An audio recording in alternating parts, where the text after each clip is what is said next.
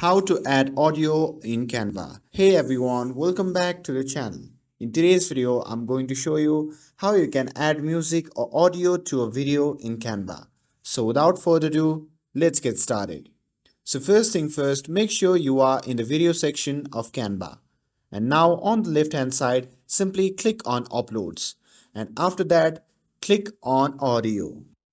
And here you simply need to select upload files, and this is where you need to have your music or audio file already downloaded on your device, whether it's MacBook, Windows PC or laptop. So find the audio file you want to use and select it, and simply click open to start uploading. And once the upload is complete, drag and drop the audio onto the timeline at the bottom of the editor, and you can move it around to adjust its placement, trim its lengths by dragging the edges, and make the adjustment as needed. To further customize the sound, you can tap on audio effects at the top. You can fade in and out, use bass sync for longer tracks, or adjust the volume using the volume button.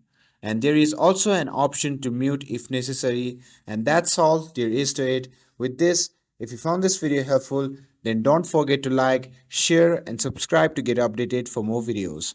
Thanks for watching, and I'll see you in the next video.